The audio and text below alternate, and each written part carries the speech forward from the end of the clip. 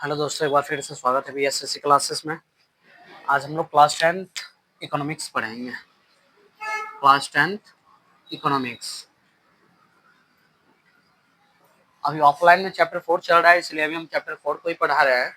लेकिन first, second, third सभी को एक एक करके अपलोड कर दिया जाएगा। आप लोग बिल्कुल नहीं घबराइए। तो आज से हम लोग चैप्टर 4 सबसे पहले पढ़ेंगे, वित्तीय संस्था। चैप्टर 4 वित्तीय संस्था। हमारी वित्तीय संस्था, हमारी वित्तीय संस्था। तो सबसे पहले हम लोग समझेंगे वित्तीय संस्था क्या है। सबसे पहले हम लोग क्या समझेंगे, वित्तीय संस्था क्या है। वित्तीय संस्था तो वे सभी संस्था जो मुद्रा से संबंधित, मुद्रा मतलब रुपया, रुपया से संबंधित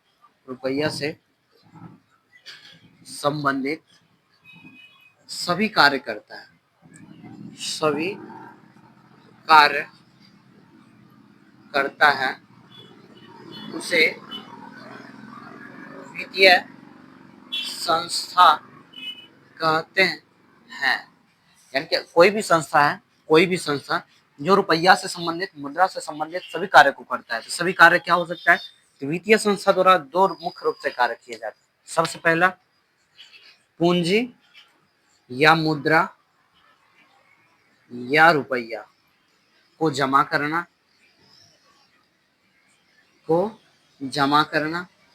दूसरा, पूंजी रुपया को जमा कर लिया। दूसरा, ऋण लेना। अब हम लोग पूंजी जमा कहाँ करते हैं, ऋण कहाँ से लेते हैं, तो बैंक। कहाँ से लेते हैं, बैंक। यानी कि हम लोग बोल सकते हैं बैंक एक वित्तीय संस्था है। बैंक क्या है, बैंक एक वित्तीय संस्था है जहाँ से हम लोग कर्ज लेते हैं, मीन्स ऋण लेते हैं, जहाँ हम लोग रुपया को जमा करते हैं। तो बैंक क्या हो गया, वित्तीय संस्था। यानी कि हम लोग अभी समझे, वित्तीय संस्था वे सभी संस्थाएं जो मुद्रा से संबंधित सभी कार्य को करती है। लोन लेना, लोन देना, मतलब जितना भी कार्य हो सकता है, हर एक कार्य करती है, उसको बोलते हैं वित्तीय संस्था। क्या बोलते हैं, वित्तीय संस्था। वित्तीय संस्था दो प्रकार का मुख्य रूप से काम करती है, पूंजी या मुद्रा को जमा करना, ऋण देना, ऋण लेना नहीं, ऋण देना, यानी ऋण को प्रदान करना। जैसे हम लोग जाकर ऋण लेते हैं, वो ऋण को प्रदान करना, यह वित्तीय संस्था का कार्य। वित्तीय संस्था दो प्रकार का होता है, वित्तीय संस्था दो प्रकार का होता है। एक होता है संस्थागत,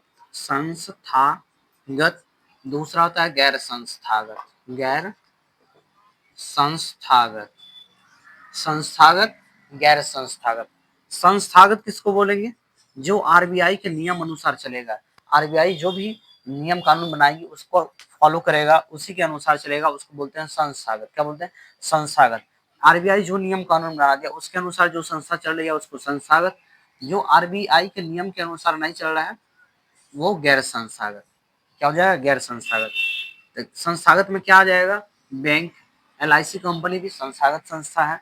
उसके बाद फिर और अदर फाइनेंस कंपनी, ये सब भी क्या हो जाएगा, संस्थागत संस्था। गैर संस्थागत में क्या हो जाएगा, जैसे सेठ, साहूकार, दोस्त, रिश्तेदार से हम लोग लेते हैं रुपया या ब्याज, ये सब मुख्य रूप सूदखोर होता है। सूदखोर समझ रहे हैं, सूद ले लेकर रुपया देता है। यानी कि ये सब के पास हम लोग जाते हैं, आरबीआई रूल के अनुसार ये सभी नहीं देता है, ये सभी का अपना रूल होता है। आरबीआई क्या है, reserve bank of India, reserve bank of India, यह है इसका पूरा नाम। इसका स्थापना कब हुआ है, इसका स्थापना हुआ है 1 अप्रैल 1935, 1 अप्रैल 1935। इसका मुख्यालय कहाँ है, मुंबई।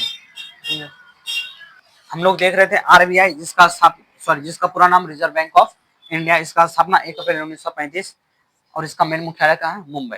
इसके अनुसार ये जो भी संस्था चलती है उसको बोलते हैं संस्थागत। आरबीआई जो है ये बैंकों का बैंक है। आरबीआई क्या है, आरबीआई बैंकों का बैंक, यानी इसमें जो अदर बैंक है वो सभी बैंक का अकाउंट इसमें होता है। हम लोग इसमें नहीं खुलवाते अकाउंट, खुलवाता कौन है, जैसे bank of Baroda, SBI, bank of India, Punjab national, ये सभी जो बैंक है, ये सभी बैंक का अकाउंट किस में होता है? RBI में होता है। ये हम लोग बोलते हैं संस्थागत और गैर संस्थागत, यानी कि वित्तीय संस्था वह सभी संस्था जो मुद्रा से संबंधित कार्य करती है। वित्तीय संस्था दो प्रकार का काम करती है, मुद्रा पूंजी को जमा करना और ऋण देना। वित्तीय संस्था दो प्रकार की होती है, एक संस्थागत, एक गैर संस्थागत। संस्थागत जो RBI के नियमानुसार चलता है, गैर संस्थागत जो RBI के नियमानुसार नहीं चलता है। RBI जिसका पूरा नाम रिजर्व बैंक ऑफ इंडिया है, 1 अप्रैल 1935 को इसका स्थापना हुआ और इसका मेन मुख्यालय कहाँ है? मुंबई में है। अब संस्थागत जो है ये भी 3 प्रकार के होते हैं, इसका आप लोग स्क्रीनशॉट ले लीजिए। अब हम लोग आते हैं संस्थागत संस्था पर।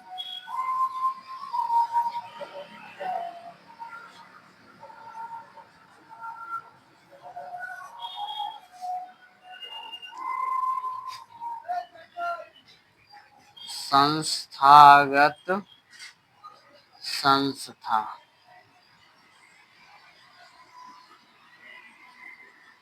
पहला होता है बैंकिंग संस्था, दूसरा होता है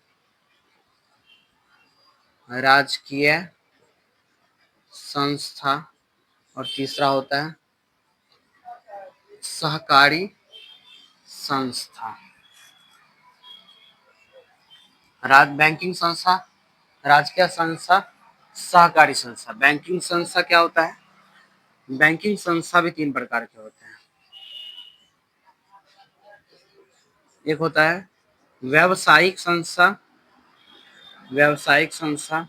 दूसरा होता है ग्रामीण, या बोल सकते हैं व्यावसायिक बैंक, व्यावसायिक बैंक, ग्रामीण बैंक और सहकारी bank.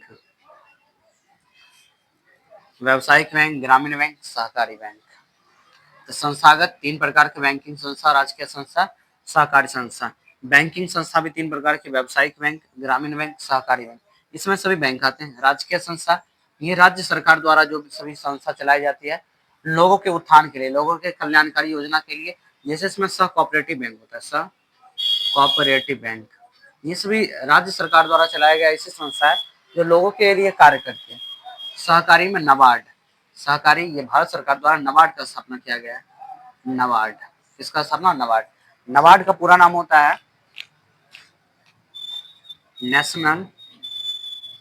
National bank for agriculture and rural development.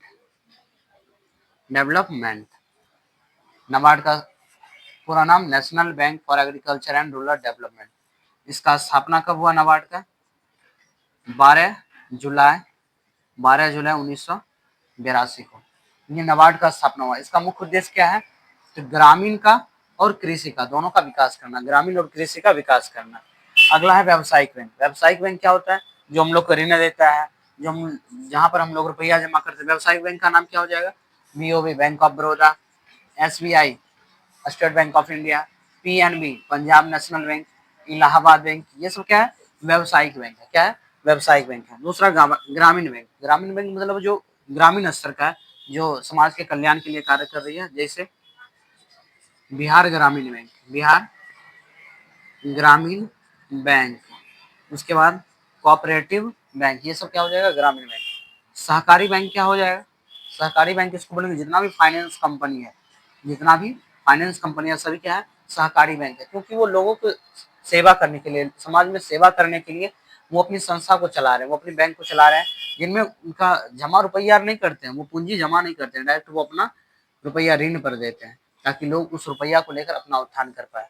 तो आज का क्लास यहीं तक रहने देते हैं, हम लोग इससे आगे कल